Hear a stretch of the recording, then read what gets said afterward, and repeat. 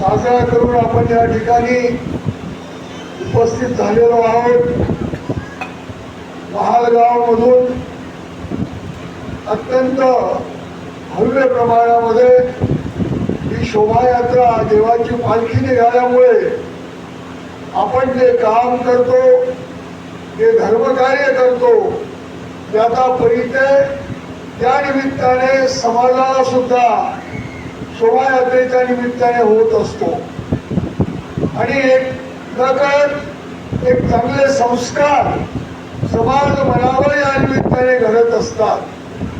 समाजामध्ये असलेली दुष्प्रवृत्ती, समाजामध्ये असलेलं गैरवर्तन यावर कुठेतरी अंकुश निर्माण होतो आणि प्रत्येकाला असं वाटायला लागतं की आपणही परमेश्वराची उपासना केली पाहिजे, आपणही परमेश्वराची भक्ती केली पाहिजे. आणि काही तर आपल्याला घोर अशा प्रकारच्या दुःखाला प्राप्त व्हावं लागेल. आणि म्हणून आपण पाहतो समाजामध्ये अनेक गोष्टी अशा घडत असतात आणि अनेक प्रकारचे कुसंस्कारामुळे अनेक प्रकारचे अनाचार, अत्याचार, भ्रष्टाचारासाठी चांगल्या कार्याची सुरुवात समाजामध्येच आपण केली पाहिजे. हा पुण्या एका पंथाचा कार्यक्रम नाही, हा पुणे एका धर्माचा कार्यक्रम नाही.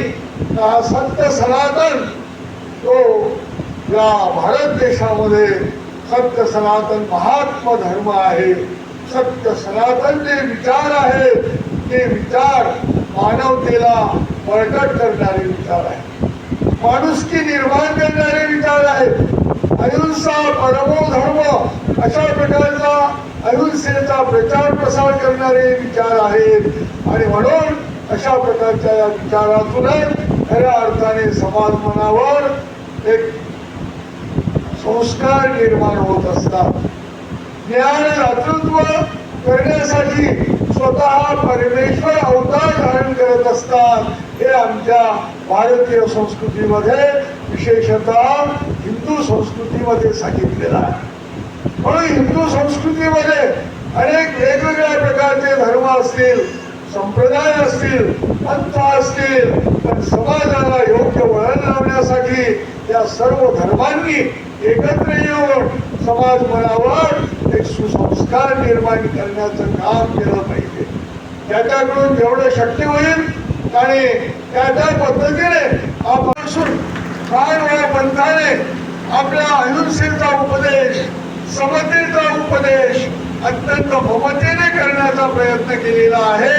आणि या महाराष्ट्रामध्ये जवळजवळ 3% महानुभाव सांप्रदायिक लोक आहेत आणि या लोकांनी या महाराष्ट्राच्या संस्कृतीला फार मोठा एक योगदान देऊन हातभार लावलेला आहे. मराठीमध्ये साहित्य निर्माण केलेलं आहे. मराठीतलं पहिलं साहित्य जर अभ्यासायचं असेल तर ते महानुभावांचं साहित्य आपल्याला हाती घ्यावं लागते. मराठीतला पहिला आद्यगद्य ग्रंथ जर कोणता असेल तर तो सर्वज्ञ श्री चक्रधर स्वामींचं लीळा चरित्र हे मराठीतलं पहिलं गद्य साहित्य आहे. मराठीची पहिली कविता जर कोणी लिहिली असेल तर त्यांचा उल्लेख, आता महदंबेचा उल्लेख आज आपल्या या ठिकाणी केला गेलेला आहे. त्या महदंबेची पहिली कविता मराठीमध्ये निर्माण झालेली आहे. आणि म्हणून महानुभावांनी मराठीमध्ये खूप साहित्य निर्माण केलेलं आहे. स्वामी श्री चक्रधर प्रभूंच्या लीळा चरित्रानंतर आणि महदंबेचे धवळे या ग्रंथानंतर महानुभाव संप्रदायामध्ये अनेक विद्वान पंडित उद्धव गीता, त्या उद्धव गीतेवर आपलं आज प्रवचन आपण सकाळी संपवलेलं आहे. आणि उद्या या उद्धव गीता या ग्रंथाच्या प्रवचनाची आपण अल्पशी एक औपचारिक समाप्ती करणार आहोत. खरं तर फार मोठा, विशाल आणि समृद्ध असा हा ग्रंथ आहे. त्यातल्या केवळ 172 ओव्या आपण पाहिल्या, अजून एक भाग सुद्धा आपला झाला नाही. एक चतुर्थांश भाग सुद्धा उद्धव गीतेचा आपल्याला घेता आला नाही.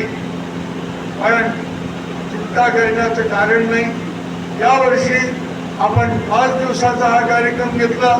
पुढच्या वर्षी आपण 5 दिवसाचा तो कार्यक्रम घेऊ, 7 दिवसाचा घेऊ आणि पुढे अजून अर्धा राहिलेला उद्योगितेचा भाग पूर्ण करण्याचा प्रयत्न करू. अजून शिल्लक राहिला तर त्याच्या पुढच्या वर्षी याच मंगल कार्यालयामध्ये आपण हा कार्यक्रम घेऊ आणि तो उद्योगिता हा ग्रंथ आपण पूर्णत्वास नेऊ. उद्योगिता म्हणजे अत्यंत गूढ गहन गंभीर असलेला तो तत्वज्ञानाचा विषय तो अत्यंत सोपा करून कवीने या ग्रंथामध्ये सांगितलेला आहे. माझं निमित्त आहे, माझं पूजन करून आपण परमेश्वराला प्रार्थना केलेली आहे. बाबांनी आदरणीय श्रद्धेय उपाध्य कुलभूषण आसोला निवासी परभणी निवासी श्री बुद्धगावकर बाबा आचार्य प्रवर श्री बुद्धगावकर बाबांनी आपल्या प्रवचनामध्ये ज्ञानाचं महत्व सांगितलेलं आहे. व्यक्तीचं पूजन होत नसतं, कारण व्यक्ती मध्ये काही अशा प्रकारचं वैशिष्ट्य नसतं. वैशिष्ट्य जे असतं ते त्या आत्म्यामध्ये असतं. शरीरामध्ये ज्ञान राहत नाही. ज्ञान हे आत्म्यामध्ये असतं आणि आत्मा हा नखशिखांत व्यापलेला असतो. आणि जेव्हा आत्मा त्या शरीरातून निघून जातो तेव्हा शरीराला काहीही किंमत राहत नाही. माझं शरीर काय आणि तुमचं शरीर काय किंवा जगातल्या कुठल्याही माणसाचं शरीर काय, आणि मी तर यापुढे जाऊन असं म्हणेल की माणसाचंच नव्हे तर पशुचं शरीर, पक्ष्यांचं शरीर, वनस्पतीचं शरीर, याचंही शरीर घ्या. त्यामध्ये पंचभौतिक गुणात्मक प्रपंचच मांडलेला असतो. म्हणून त्या पंचभौतिक गुणात्मक ज्ञानी म्हटलं जातं. श्रीमद भगवद्गीतेत गोपालकृष्ण महाराजांनी हा सुंदर विषय सांगितलेला आहे. तद्विधी प्रणिपातेन परिप्रश्नेन सेवया उपदेक्षन्ति ते ज्ञानम ज्ञानिनः तत्वदर्शिनः. असे तत्व पाहणारे तत्वदर्शी जे ज्ञानी लोक आहेत, तो ज्ञानी लोक म्हणजे त्यांचं शरीर ज्ञानी नसतं, त्यांचा आत्मा ज्ञानी होत असतो. आणि त्या ज्ञानाचा लाभ त्यांना झाल्यामुळे त्या ज्ञानामुळे त्यांची विकासावस्था प्राप्त होते. ते ब्रह्म जाणायला लागतात, ब्रह्माचे भेद जाणायला लागतात. गीतेमध्ये सांगितलं की एकच ब्रह्म नाही, ओम तात सत इति निर्देशो ब्रह्मणास त्रिविधा स्मृतः. आणि म्हणून अशा तिन्ही ब्रह्माचा खऱ्या अर्थाने त्यांना अवबोध झालेला असतो, त्यामुळे त्यांना दर्शन झालेलं असतं. अशा प्रकारचे जे तत्वदर्शी असतात आणि ब्रह्म वेगळा, परब्रह्म वेगळा, पूर्ण परब्रह्म वेगळा आणि जीवात्मा वेगळा, देवता शक्ती वेगळा, प्रपंच वेगळा, हे महान तत्वज्ञान त्यांना ज्ञानी पूजन केलं तरी त्या पूर्ण असतं. किती आपण उत्कटतेने ती अर्पण करण्याचा प्रयत्न केला तरी ते कमी असतं. कारण आपला भाव जर असेल आणि श्रद्धा जर असेल, भक्तिभाव जर असेल, ईश्वराबद्दलचं अस्तित्व असेल आपल्या अंतःकरणात, ईश्वराचे ज्ञानी आहेत, त्यांच्या माध्यमातून समाजाला योग्य मार्गदर्शन मिळतं आणि यांची समाजाला नितांत आवश्यकता आहे हे ज्यांना वाटतं ते खऱ्या अर्थाने अशा ज्ञानियांचं पूजन करत असतात. आणि म्हणून हे पूजन करण्यासाठी मला आपण सर्वांनी निमित्त केलेलं आहे. आदरणीय श्रद्धेय महंत उपाध्य कुलाचार्य उपाध्य कुलभूषण अरण्य निवासी आचार्य श्री बुद्धगावकर बाबांनी सुद्धा भंडारे गाण्याचं महत्व आपल्याला सांगितलेलं आहे. भक्त कसा असावा, भक्त हा भंडारे गाण्यासारखा असावा. भक्ती वैसी रामाची लक्ष्मणे केली असं स्वामींनी लक्ष्मणाचं वर्णन केलेलं आहे. आणि अशीच भक्ती भंडारे गाण्यांनी स्वामींची केलेली आहे. आणि स्वामी त्यांचाही गौरव करतात, स्तुती हे भांडारे कारच करू जाणतात. निमगावकर बाबांनी आपल्याला केलं. त्याचप्रमाणे या ठिकाणी कुरुक्षेत्र धर्मक्षेत्रे कुरुक्षेत्रे श्रीमद भगवद्गीतेच्या प्रारंभीच ज्याला धर्मक्षेत्र म्हटलं अशा कुरुक्षेत्रावरून आलेल्या आपल्या तपस्विनी कुंतीबाईजी हा सुंदर मंदिर त्या कुरुक्षेत्राला त्यांचं आहे. आणि त्या कुरुक्षेत्रावर श्रीमद भगवद्गीता गोपाळकृष्ण महाराजांनी निरूपण केली आणि त्यांनी या ठिकाणी येऊन आपल्याला सर्वांना हिंदी भाषेमध्ये राष्ट्र भाषेमध्ये संबोधित केलं. निश्चितच आपल्याला त्यांचं प्रवचन आवडलेलं असेल, समजलं असेल. एकदा आपण टाळ्या वाजवा. त्या महिलांचं प्रतिनिधित्व त्यांनी आजच्या सभेमध्ये केलेलं आहे. या ठिकाणी आदरणीय श्रद्धेय उपाध्य कुलभूषण श्री आचार्य आष्टीकर बाबा हे सुद्धा उपस्थित आहेत. त्यांचेही आपण ऐकायला पाहिजे होतं. वेळ खूप झालेला आहे.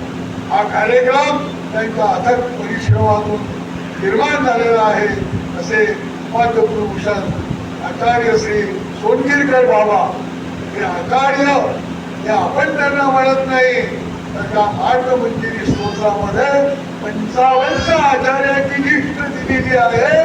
त्यामध्ये आचार्य म्हणजे मंडळी यांनी आपलं जीवन परमेश्वराला पूर्णपणे समर्पित केलेलं आहे. त्यांच्यासाठी आपण एकदा वेळाच्या काळा वाजवा.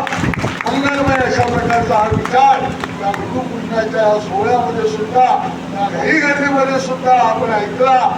त्यांनी सांगितला. त्याबद्दल त्यांना खूप खूप आपण धन्यवाद दिले पाहिजे.